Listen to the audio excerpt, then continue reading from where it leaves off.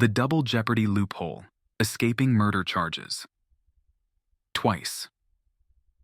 The double jeopardy rule is one of the most powerful protections in the legal system.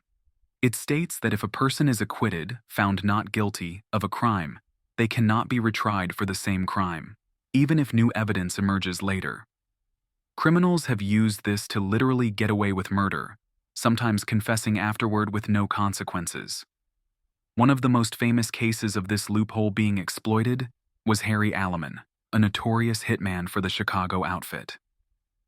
In 1972, Alleman was charged with the murder of a union official, William Logan.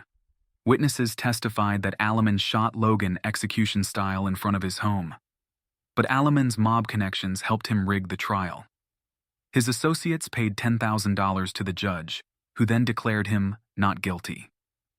Years later, prosecutors discovered the bribery scheme, and they wanted to retry Alleman. But there was a huge problem: double jeopardy. Since he had already been acquitted, legally, he couldn't be put on trial for the same crime again.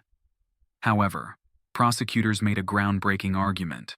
Since the original trial was a fraud, it didn't count as a real trial. A corrupt judge meant there was never a real jeopardy to begin with. In 1997, after years of legal battles, a court agreed, and Alleman became the first person in U.S. history to be retried for the same crime, despite double jeopardy protections. He was convicted and sentenced to 300 years in prison. Another infamous case is Raymond Gilbert, a man who, after being acquitted for murder in the UK, walked out of court and publicly confessed to the crime, knowing he couldn't be tried again. This case, along with others, forced the UK to change the law in 2003, allowing retrials in exceptional cases with new evidence. Even today, in many parts of the world, double jeopardy loopholes still exist, allowing criminals to escape justice if they manipulate the system correctly. The "if it's not a real escape, it's not a crime" loophole. For decades, Germany had a legal loophole that allowed prisoners to escape from prison without facing any extra punishment, as long as they didn't commit another crime in the process. The reasoning? The human instinct for freedom. In Germany, escaping from prison wasn't a crime if you didn't break anything, attack anyone, or commit any other offense. This led to some bizarre cases where prisoners dug tunnels, climbed fences, or even walked out of open doors, only to be rearrested with no additional charges. One of the most famous examples was Wolfgang Hiller, a convicted bank robber who was sentenced to 15 years in a Berlin prison in 1984. Using only a metal spoon and stolen construction tools, he spent 4 years digging a tunnel from his cell to the outside world. One night, he crawled through the tunnel and vanished into Berlin. When the police finally caught him 10 years later, they realized they could only charge him for his original bank robbery, not for the escape. Since he had never committed another crime while on the run, his escape was completely legal under German law. This loophole was exploited multiple times by prisoners who found creative ways to escape. In 1995, a group of prisoners climbed out of a prison using bed sheets tied together. Since they didn't damage anything or attack anyone, their escape was technically not illegal. In 2006, an inmate walked out of an unlocked gate while a guard was distracted. When caught, he wasn't punished for escaping, only for the original crime. Eventually, Germany closed this loophole in 2010, changing the law to make all forms of escape punishable. However, for decades, it allowed criminals to exploit an almost unbelievable "freedom is not a crime" argument. The presidential pardon loophole. The man who forgave himself. Presidential pardons are a powerful tool that allow a leader to forgive crimes or reduce sentences. However, in some cases, criminals used pardons to their own advantage in shocking ways. One of the most controversial loopholes involved Governor Faubus of Arkansas in the 1950s. Faubus discovered that, as governor, he had the power to pardon anyone he wanted, including himself. Faubus was accused of corruption, bribery, and helping criminals escape prosecution in exchange for money. When investigators finally caught up to him, he issued himself a pardon before any trial could even take place. Since he had already forgiven himself, prosecutors couldn't proceed with charges. This was technically legal, because there was no rule saying a person couldn't pardon themselves. It wasn't until later that lawmakers changed the system to prevent self-pardons. A more famous case of pardon abuse was Richard Nixon after the Watergate scandal. Though he didn't pardon himself, he resigned before he could be convicted, and his successor, Gerald Ford, pardoned him completely. This meant Nixon never faced trial for his role in the scandal. The question of whether a president can pardon themselves remains a gray area.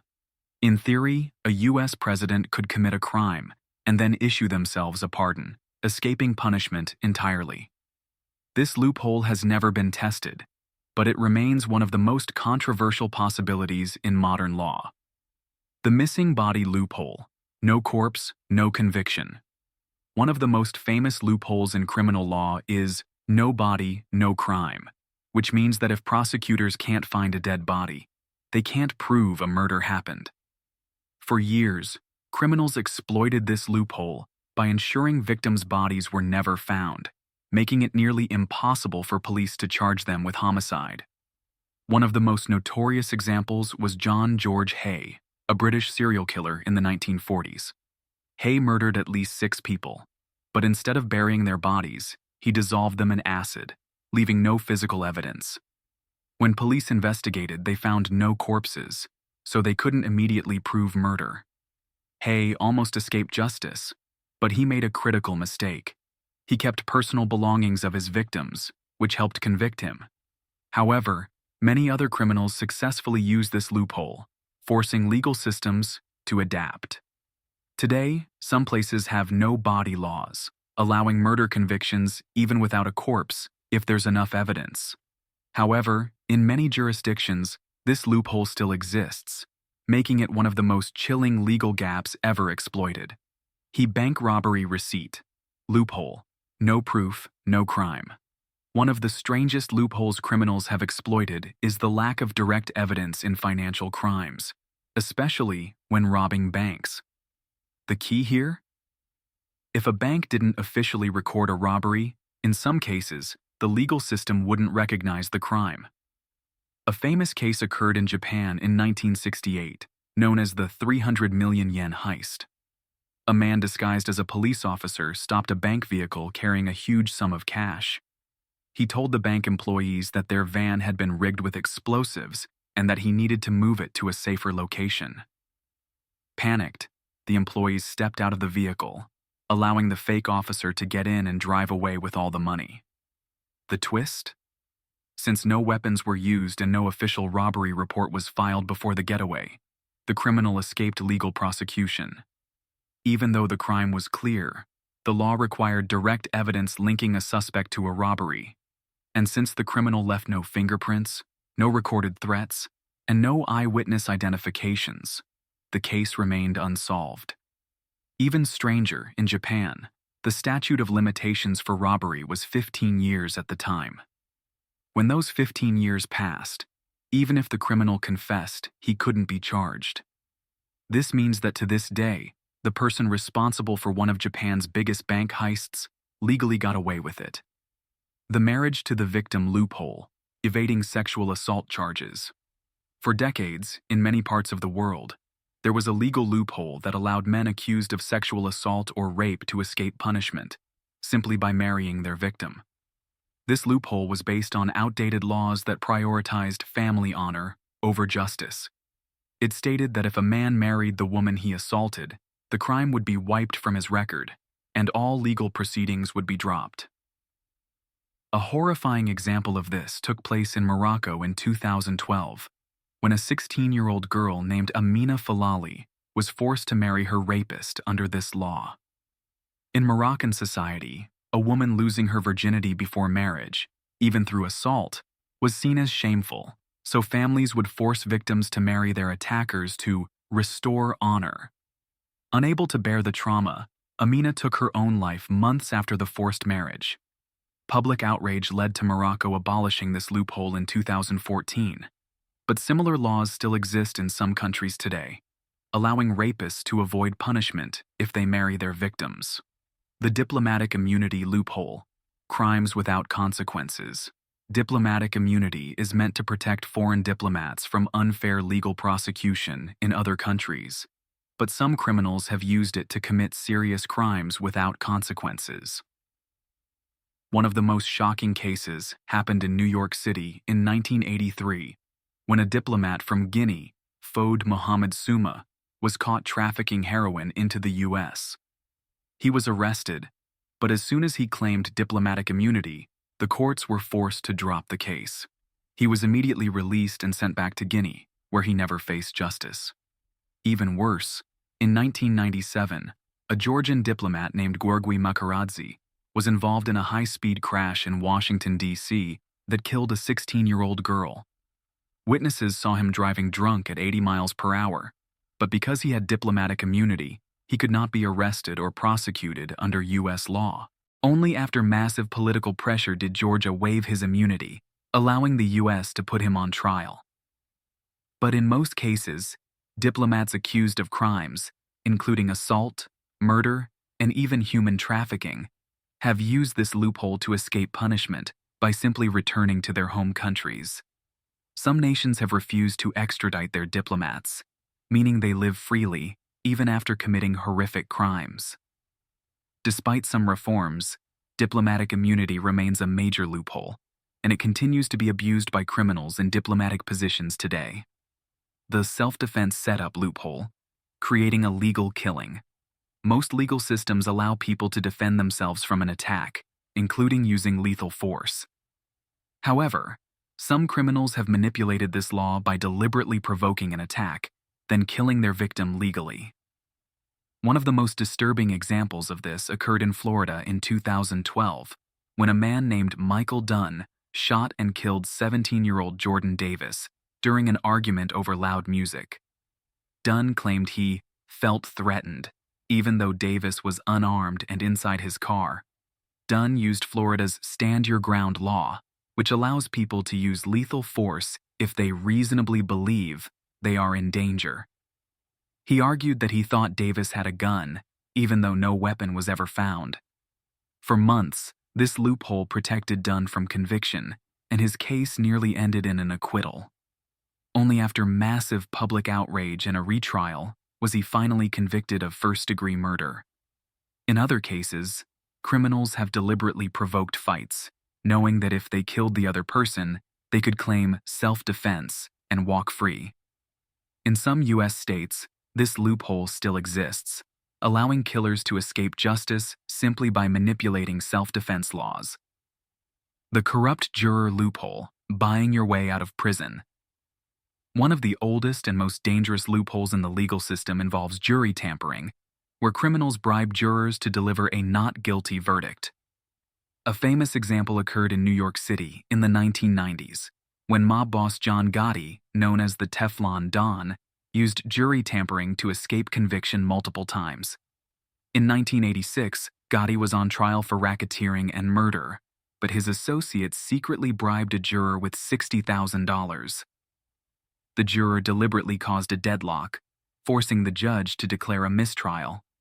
Because of double jeopardy protections, Gotti couldn't be retried for the same charges, and he walked free. For years, corrupt jurors were a massive problem in organized crime trials, allowing criminals to escape conviction by simply paying off the right people. Even today, while laws against jury tampering exist, cases of bribed jurors still happen, especially in high-profile trials with wealthy or powerful defendants. The dead man's name loophole, stealing the identities of the deceased for decades, criminals have exploited a loophole that allowed them to assume the identities of dead people, committing fraud, avoiding arrest, and even living under a false identity for years. One of the most famous cases involved Arthur Hutchinson, a British fugitive who, in 1983, was wanted for multiple crimes, including burglary and assault. Instead of running, he visited a cemetery, found a gravestone of a child who had died young, and applied for a birth certificate under the child's name. Since the deceased person had never grown up to use their own identity, there were no existing records of employment, taxes, or medical history, making it easy for Hutchinson to start a new life using the dead boy's name. This loophole worked so well that he traveled internationally, got a driver's license, and even applied for government benefits before finally being caught years later. Similar scams have been pulled off around the world. In the US, identity thieves often visit cemeteries or old public records offices to find names of dead infants and then apply for passports, social security numbers, and credit cards in their names. In Russia, mafia members use this trick to fake their own deaths, escaping law enforcement while their death certificates were officially recorded. In South America, drug traffickers use stolen identities of deceased people to cross international borders undetected. Governments have since tightened birth certificate and identity verification laws, but even today, this loophole still exists in certain regions, allowing criminals to resurrect dead identities for illegal activities. The finder's keeper's loophole. If it's lost, it's legally yours. Most legal systems have clear laws against theft, but what happens if someone finds a lost object or large sum of money? In some cases, criminals have used a loophole known as finder's keeper's laws, which allowed them to legally keep stolen or found money, as long as the original owner never came forward. One of the most infamous examples occurred in Las Vegas in 2010, when a casino patron named Robert Withington found a bag containing $225,000 in cash outside the casino. The bag had no name, no identifying marks, and no official record of ownership. Instead of turning it in, Withington took the money home and used it for personal expenses. When police tracked him down, they couldn't prove theft because there was no specific law requiring someone to return lost cash if no owner is found. Similar cases have happened worldwide. In Brazil, a man found a duffel bag containing 3 million reais and successfully claimed it under local property laws.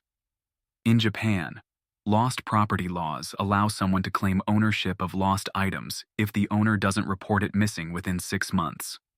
In Spain, a tourist found a €50,000 watch in a hotel bathroom and legally kept it because the owner never filed a claim. Some laws have been changed to require people to turn in large sums of found money, but in many countries, if no one reports it missing, the finder legally keeps what they find, even if it was actually stolen from someone else.